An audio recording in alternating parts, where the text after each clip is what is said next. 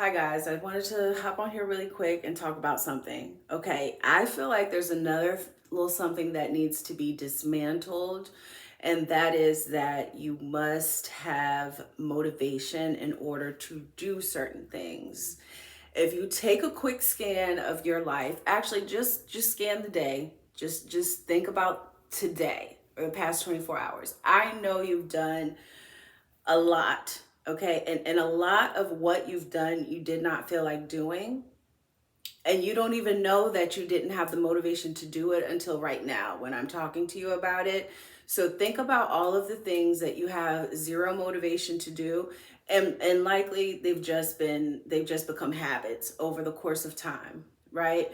So put a pin in that for a second. We'll come back to it. What I started off saying is like motivation is not required, right? If you rely on motivation and motivation only, then you're only going to succeed when you feel like it. So, I want to encourage and invite people to rely more heavily on discipline. There's a million videos on this platform about how to become more disciplined. There's a lot of, ways to do that. I am always in the middle of things. Like when I'm talking to you about discipline, for example, it's not because I've mastered discipline. Okay? It's one thing to have the knowledge. I have knowledge about certain things just because, the nature of the work I do and what I have studied. That does not mean that I am like the best at these things. Like I have not figured life out yet. If I had figured life out, trust me, it would just be a whole nother story. But on that note, don't wait until you think you've got life figured out, because you're always going to be striving for whatever it is that you told yourself success was. And society does a great job of making you think it has to look this one way or that this one thing is success. But you really, I think, have to figure out what your version of it is and what that includes.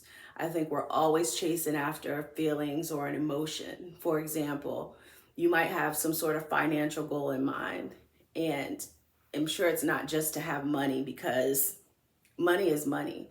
But what is it that you're ultimately after? Is it the freedom? Is it the autonomy? Is it the security? Probably all of those things.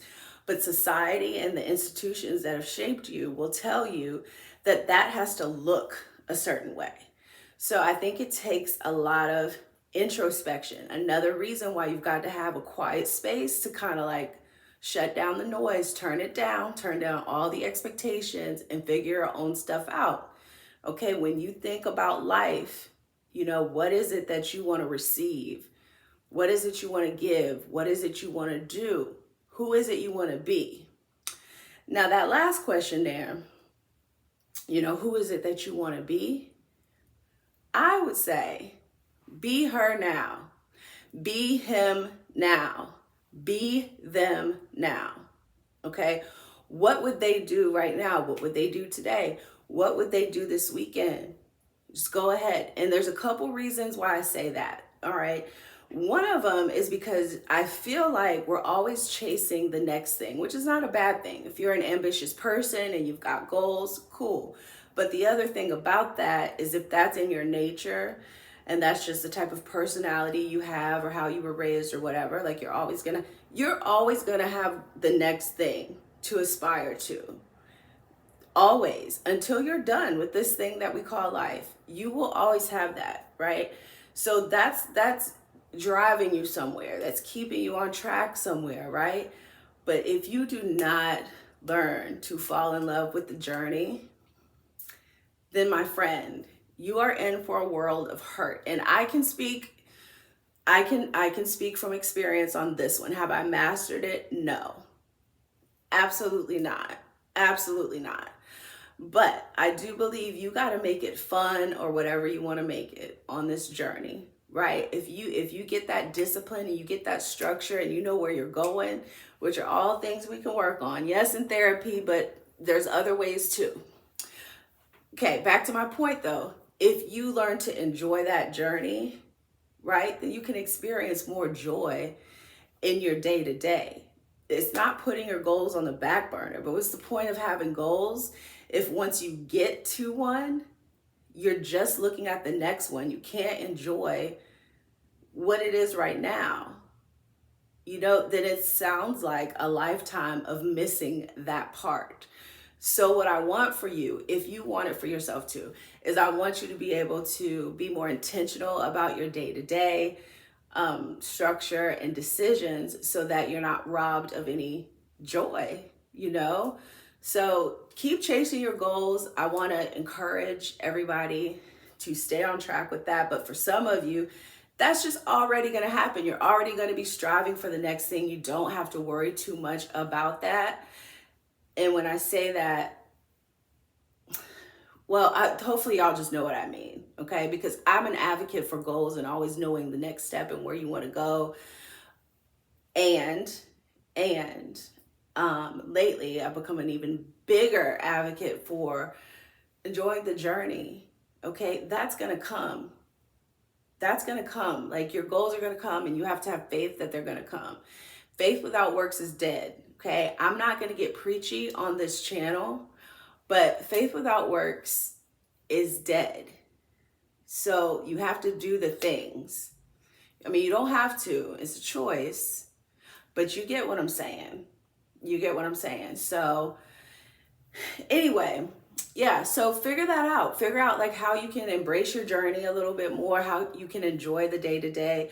I know something that is not new information at all, but gratitude, you guys. And when people say that, what does that really mean to you? What does it really mean? There's all these wonderful sayings that are on your grandmother's wall that your mom has been saying to you since birth that sound really good on surface level.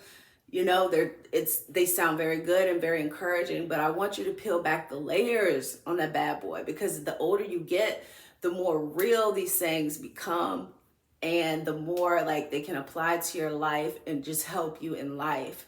So matter of fact, the next time you go over to a relative's home, I was going to say over the age of blah, blah, but I'm not even going to go there. Just look at all the sayings, okay? There's one behind me. I don't know if it's going to show up backwards because I'm on camera or flipped over or whatever. But look at some of these sayings. When you're at Home Goods, you're going to Home Goods this weekend. Look at the actual words and what they actually mean, okay? This is free advice all over the place. All over the place. If it's for you, take it. If it's not, okay, fine. But create joy in your day-to-day. And before that, like, get clear on your goals. Why do you want these things? And the why behind why you want these things, my friend, is what you actually want, okay? The thing is just what, from what you were informed. I'm not saying it's not true. I'm not saying it's not accurate. But the things that you want, right? You've received ideas and have been told that you must get these things. Okay, it's the feeling that you're really after, right? So let's take, I don't know. Let's take a house, for example, right? If that is the goal, to purchase property, that's not actually what you're after, okay? You're after the freedom, the autonomy, the financial security, okay? There's lots of ways to go about achieving that. That might be your preference. That's cool. I'm not knocking that. There's nothing wrong with that. But somebody else's idea may be something else, okay? And so what I am encouraging is like to open your mind and receive the way that other people want to do things.